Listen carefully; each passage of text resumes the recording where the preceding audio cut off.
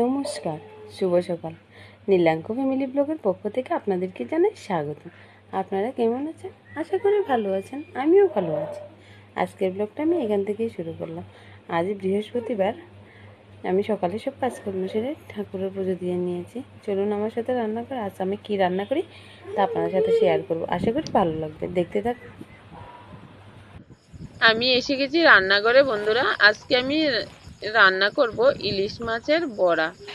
এগুলি ছোট ইলিশ মাছ ছিল। দেখুন, তার জন্য আমার লাগছে পেঁয়াজ কুচি, লবণ, কাঁচা লঙ্কা বাটা, হলুদ গুঁড়ো, লঙ্কা গুঁড়ো, আর এখানে আছে শস্য বাটা। সাথে নিয়ে নিয়েছি কয়েক টুকরো মাছ, আর এখানে আছে পাতা। কুমড়ো পাতাগুলিকে আমি আগে লবণ দিয়ে মেখে একটু জলটাকে ফেলে দিয়েছি। আর এখানে আমি মাছগুলিকে একটু হালকা করে ভেজে নেব। দেখুন, কড়াইতে দিয়ে দিচ্ছি আমি একটা একটা করে মাছ। কম ভাজবো, বেশি ভাজবো না, বেশি ভাজলে তো স্বাদ হবে না। এখন মশলাগুলিকে পেঁয়াজের সাথে সবগুলি মশলাকে একসাথে মিশিয়ে নেব ভালো করে মেখে। এই যে আমি এখানে রেখে দিয়েছি।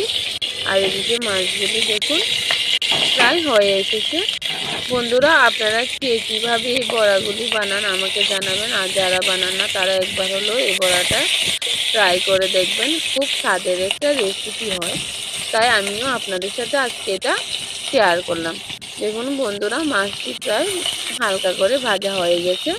এখন সবগুলিকে আমি নামিয়ে নেব।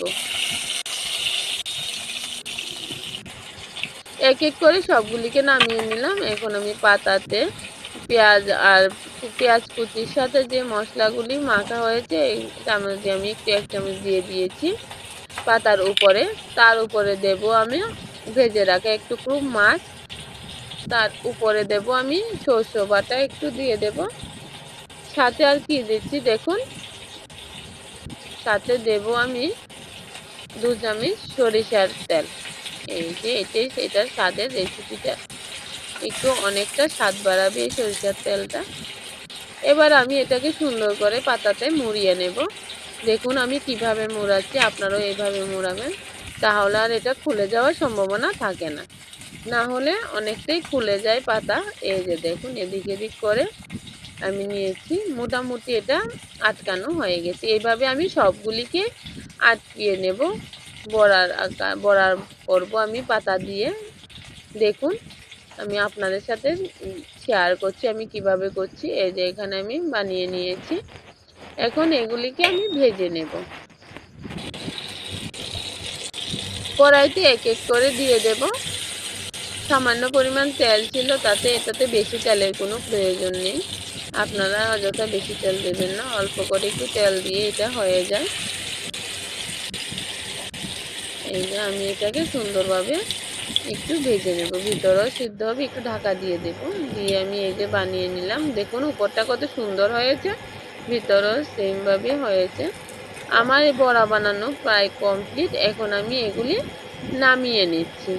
দেখুন একটা প্লেটেতে আমি নিয়ে নেব সবগুলি।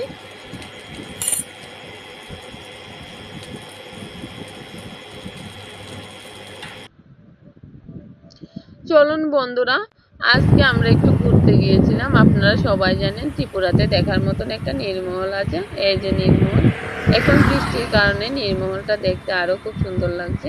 আমি ভিতরে যাইনি, বাইরে থেকেই করেছি। এই যে দেখুন রাস্তা থেকে খুব সুন্দর একটা দৃশ্য, চারদিকে শুধু জল আর জল, মাঝখানে শুধু নীরমহলটা দেখা যাচ্ছে।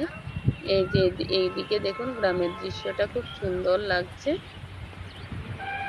দেখুন গোমতী নদীতে প্রচণ্ড পরিমাণে জল বেড়েছে, তাই সবাই যারা আছেন জলের আশেপাশে সবাই বাচ্চাদেরকে সাবধানে রাখবেন, নিজেরাও সাবধানে থাকবেন।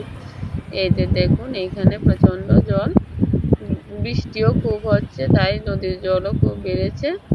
বন্ধুরা চলুন আজকে আমি এমন একটা গ্রামের দৃশ্য দেখাবো আপনাদেরকে, যা আমাদের স্বপ্নের আঁকা সেই ছবি, গ্রামের ছবিটার মতোই। দুদিকে থাকবে শুধু জল আর মাঝখানে থাকবে রাস্তা।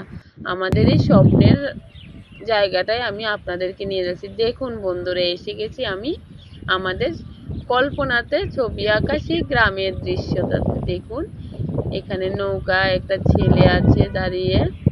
এই যে এখানেও নৌকা, চারিদিকে শুধু জল। ওদিকে দেখা যাচ্ছে একটা ছোট্ট বাড়ি, আর মাঝখান দিয়ে বয়ে গেছে রাস্তা আর গাড়ি। বন্ধুরা, আমার এই ছোট ভিডিওটা কেমন লাগলো আপনারা জানাবেন। যদি আমার এই ভিডিওটা ভালো লেগে থাকে, লাইক কমেন্ট শেয়ার করে দিবেন। সবাইকে ধন্যবাদ।